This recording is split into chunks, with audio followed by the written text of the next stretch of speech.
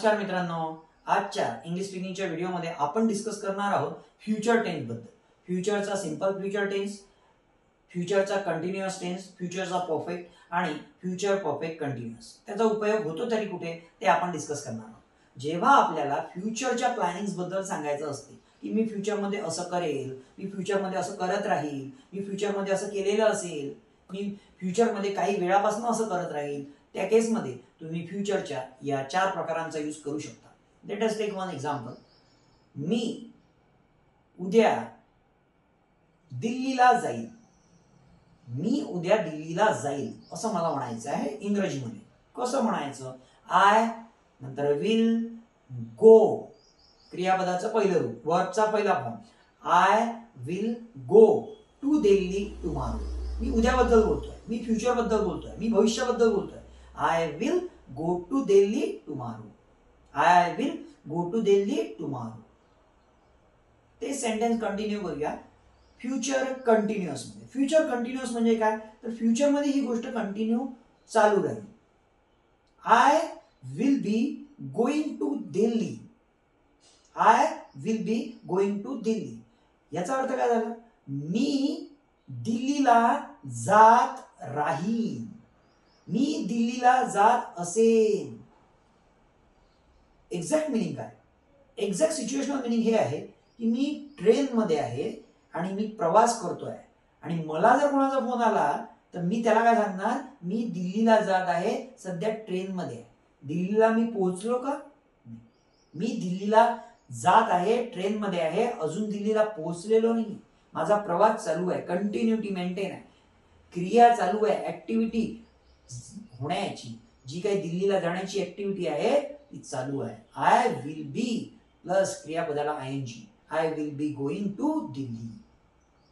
Next आहे future perfect. Future perfect मध्ये तुम्हाला हे सांगायचं की मी दिल्लीला पोहोचलेलो आहे. मी दिल्लीला पोहोचलेलो आहे पेक्षा तुम्ही म्हणाल फ्युचर मध्ये बोलतायत तर मी दिल्लीला पोहोचलेलो असेन. मी दिल्लीला पोहोचलेलो असेन. कधी? तर फ्युचरमध्ये. उद्या असेल, परवा असेल, एका महिन्याने असेल, 2 महिन्याने असेल, एका वर्षाने असेल, त्याबद्दल तुम्ही बोलताय. I will have reach Delhi. I will have rich. इथे मी विल बी यूज नाही केला, इथे विल यूज नाही केला. विल हॅव प्लस क्रियापदाचं तिसरं रूप यूज केलं. I will have reach Delhi. मी दिल्लीला पोहोचलेलो असेल. I will have reach Delhi. नंतर आहे future perfect continuous.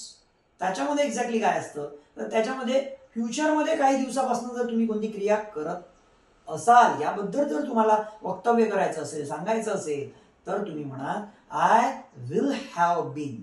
I will have been going to Delhi. I will have been going to Delhi for 2 days, for 1 day, after 1 day. अशा प्रकारे तुम्ही बोलू शकता. एक्झॅक्टली मिनिंग काय झालं याचं? I will have been. मी म्हटलं होतं I will be going to Delhi म्हणजे मी दिल्लीला जात असेल फ्युचरमध्ये, मी दिल्लीचा प्रवास करत असेल. पण will have been going to दिल्लीचा एक्झॅक्टली मिनिंग काय होतं की मी 2 दिवसापासून, मी ते मेन्शन करतोय, मी फ्युचरमध्ये 2 दिवसापासून दिल्लीचा प्रवास करत असेल. मी दिल्लीला जाण्याचं काम हे 2 दिवसापासून करत असेल. मी इथे टाइम मेन्शन केला. Whenever you will mention time, you need to use future perfect continuous for explaining about period, time. I will have been going to Delhi for 2 days. अशा प्रकारे तुम्हाला इंग्रजी बोलता येतं. सेंटेन्स मेकिंग आणि शब्दसाठा याच्या मदतीने तुम्ही सुद्धा इंग्रजीमध्ये करिझमॅटिक